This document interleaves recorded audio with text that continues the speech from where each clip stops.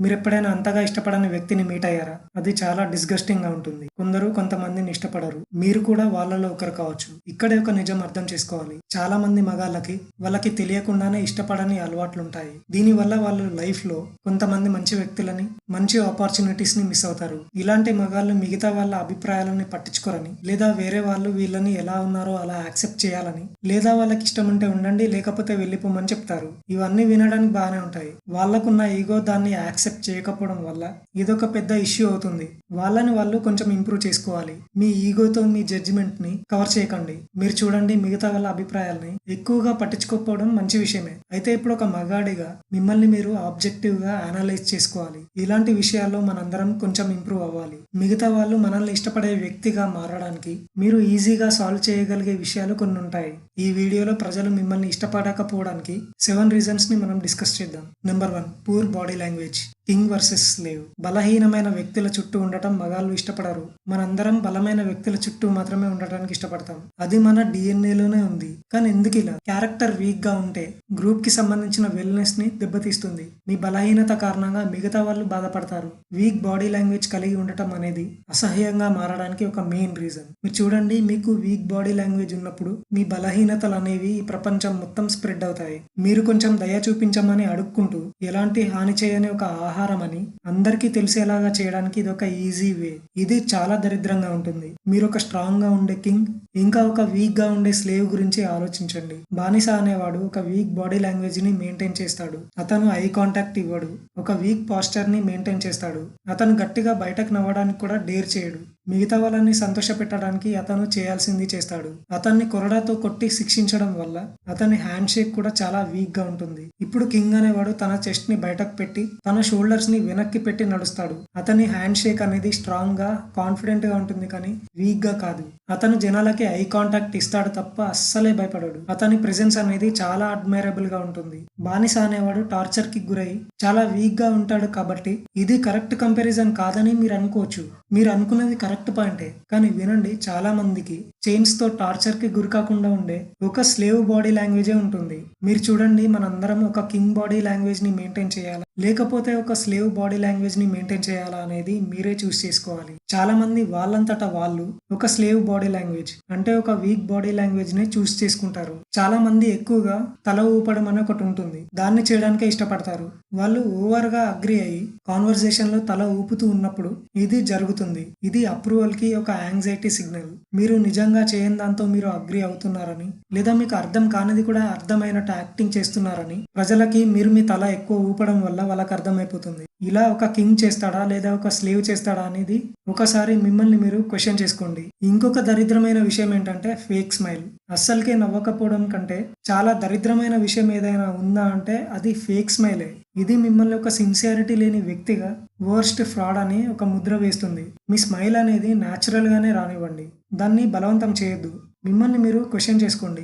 ఎవరైనా ఒక జోక్ చేస్తే అందులో నవ్వాల్సినంత జోక్ ఏం లేకపోయినా కూడా పడి నవ్వడం అండ్ అతిగా తల ఊపడం వల్ల మిగతా వాళ్ళ ముందు మీరు ఒక ఫేక్ వ్యక్తిలాగా అవుతారు. అండ్ అలా చేయడం వల్ల మిమ్మల్ని జనాలు అదో రకంగా చూస్తారు. ఇలా చేయడం వల్ల జనాలకి మీ మీద ఉన్న ఇంప్రెషన్ పోతుంది. నెంబర్ 2, కేవలం చిన్న చిన్న విషయాల గురించి మాట్లాడటం. చిన్న చిన్న కబుర్లకి ఒక సమయం, సందర్భం ఉండొచ్చు, కానీ చాలా మంది వాటి గురించే ఎక్కువగా మాట్లాడుతూ ఉంటారు. మీరు కేవలం చిన్న చిన్న విషయాల గురించే మాట్లాడతారని తెలిసినప్పుడు మీతో మాట్లాడటంలో ఎలాంటి అర్థం ఉండదు. అది పాయింట్లెస్ గా మారుతుంది. ఇంకా ప్రజలు మిమ్మల్ని తప్పించుకోవడానికి వేరే దారి వెతుకుతుంటారు. కొన్నిసార్లు చిన్న చిన్న కబుర్లతో కాన్వర్సేషన్ స్టార్ట్ చేయడం మంచి విషయమే కావచ్చు, కానీ చాలా వరకు మీనింగ్ ఉన్న విషయాలను మాట్లాడటం లేదా అస్సలకే మాట్లాడకుండా ఉండటమే ఇంపార్టెంట్. నెంబర్ 3, కాన్వర్సేషన్ మీద అవగాహన లేకపోవడం. చిన్న చిన్న కబుర్లకి కంప్లీట్ ఆపోజిట్ థింగ్ ఏంటంటే మీకు అంతగా పరిచయం లేని వాళ్ళతో కూడా ఫ్రెండ్లీగా లేదా ఎక్కువ పర్సనల్ గా బిహేవ్ చేయడానికి ట్రై చేయడం. ఇలా చేస్తే మిమ్మల్ని ఫిజికల్ గా హర్ట్ చేసే మగాళ్ళు కూడా ఈ ప్రపంచంలో ఉన్నారు. ఇది మీకు రెస్పెక్ట్ అనేది ఎలా ఇవ్వాలో తెలియదని సూచిస్తుంది. అండ్ వేరే వాళ్ళతో మీ బౌండరీస్ క్రాస్ చేయడానికి ఇదొక ఈజీ వే. మీరు ఒక తెలివి తక్కువ వాడిలాగా నోరు పారేసుకోవడం స్టార్ట్ చేసే ముందు మీరు వాళ్ళతో ఏ స్టేజ్ లో ఉన్నారో ఇంకా వాళ్ళతో మీ రిలేషన్ ఏంటో తెలుసుకోవాలి. Number 4, week voice. మీరు చెప్పేది ఒక ఇంపార్టెంట్ విషయమే అయినప్పటికీ కాన్వర్సేషన్లో మీరు చెప్పే విధానం అవతల వ్యక్తిపై ఎక్కువ ఇంపాక్ట్ చూపెడుతుంది. మీ వాయిస్ అనేది వీక్గా ఉంటే మీరు కూడా వీక్గా కనిపిస్తారు. స్ట్రాంగ్‌గా సెల్ఫ్ కాన్ఫిడెన్స్‌తో మాట్లాడటం స్టార్ట్ చేయండి. మీరేం ఎక్కువ లౌడ్‌గా మాట్లాడాల్సిన అవసరమే లేదు. ఈజీగా వినిపించేలాగా, అర్థమయ్యేంతగా కొంచెం గట్టిగా మాట్లాడితే చాలు. చాలామంది నా వాయిస్ అనేది వీక్‌గా ఉందని అంటారు. కానీ మన వాయిస్ ఎలా ఉందనేది కాదు. మనం చెప్పేది వేరే వాళ్ళకి అర్థమవుతుందా లేదా? మనం వాళ్ళకి క్లియర్‌గా చెప్తున్నామా లేదా అనేది ఇంపార్టెంట్. నెంబర్ 5 హైజీన్ మెయింటైన్ చేయకపోవడం. మీరు అన్నీ సరిగ్గా చేసినప్పటికీ మీ దగ్గర బ్యాడ్ స్మెల్ వస్తే ప్రజలు మిమ్మల్ని ఇష్టపడరు. బ్యాడ్ స్మెల్ వచ్చే వ్యక్తిని మీరు కలిసిన సిట్యుయేషన్ గురించి ఒక క్షణం ఆలోచించండి. ఆ టైంలో మీకు ఆ వ్యక్తి మీద ఆటోమేటిక్‌గా ఎలా ఇష్టం పోయిందో ఆ ఎక్స్‌పీరియన్స్‌ని ఒకసారి ఊహించుకోండి. మీ నుండి బ్యాడ్ స్మెల్ వస్తే మీరు మిగతా వాళ్ళ పర్సనల్ స్పేస్‌ని వీలైనంత చెత్త పద్ధతిలో వయలేట్ చేస్తున్నారని అర్థం. కాబట్టి మీ పళ్ళు తోముకోండి. కేవలం స్నానం చేయడమే కాకుండా మిమ్మల్ని మీరు క్లీన్‌గా వాష్ చేసుకోండి. హైజీన్ లేకపోవడం మీ అపియరెన్స్‌లో కూడా కనిపిస్తుంది. లాంగ్ అండ్ డర్టీ నెయిల్స్ ఉన్న వ్యక్తి గురించి ఆలోచించండి.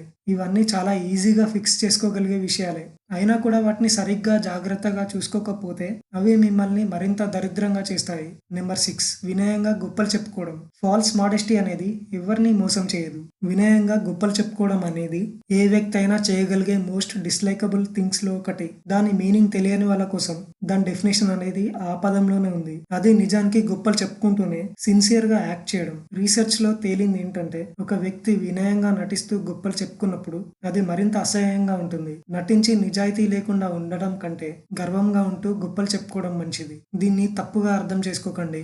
గర్వంగా ఉంటే ప్రజలు మిమ్మల్ని ఇష్టపడతారని నేను చెప్పట్లేదు. కానీ నటిస్తూ స్నీకీ అండ్ స్ట్రాటజిక్ వేలో గొప్పలు చెప్పుకోవడం కంటే ఇది 1,00,000 రెట్లు బెటర్. నెంబర్ 7 సోషల్ మీడియాలో మీరు చేసే పనులు ఎక్కువగా షేర్ చేసుకోవడం. సోషల్ మీడియాలో వాళ్ళ గురించి ఎక్కువగా షేర్ చేసుకునే వ్యక్తులు రియల్ లైఫ్‌లో యాక్సెప్టెన్స్ ల్యాక్ అవ్వడం వల్ల కాంపెన్సేట్ చేసుకోవడానికి ఇలా చేస్తారని రీసెర్చ్‌లో తేలింది. వాళ్ళకి మిగతా వాళ్ళ అటెన్షన్ అవసరం. వాళ్ళు మిగతా వాళ్ళకి నచ్చాలని కోరుకుంటారు. అయినా కూడా అలా చేయడం వల్ల ప్రజలు వాళ్ళని ఇష్టపడకుండా చేసుకుంటారు. ఇప్పుడు నేను చెప్పేదాని గురించి ఒకసారి ఆలోచించండి. వాళ్ళ డైలీ లైఫ్‌లో జరిగే ప్రతి చిన్న ఇన్ఫర్మేషన్‌ని మీకు కాన్స్టెంట్‌గా చెప్పే వ్యక్తిని మీరు ఇష్టపడతారా? ఆ వ్యక్తికి కాన్స్టెంట్ అటెన్షన్ కావాలనే దాని గురించి మీకు ఎలా అనిపిస్తుంది? ఆన్‌లైన్ వాలిడేషన్‌కి అడిక్ట్ అయినందుకు మీరు ఒక స్ట్రేంజర్‌ని కూడా ఇష్టపడకపోవచ్చు. మీరు జిమ్‌లోకి వెళ్ళినప్పుడు ఎవరైనా లెక్కలేనన్ని సెల్ఫీస్ తీసుకోవడం లేదా ఒక రెస్టారెంట్‌లో ఎవరైనా వాళ్ళ ఫుడ్‌ని ఎక్కువగా ఫోటోస్ తీసుకోవడం ఇమాజిన్ చేసుకోండి. వేరే వాళ్ళని జడ్జ్ చేయొద్దని మనందరికీ చెప్తారు. కానీ ఈ బిహేవియర్ అనేది మనందరిలో కూడా ఒక డిస్లైక్‌ని ట్రిగ్గర్ చేస్తుంది.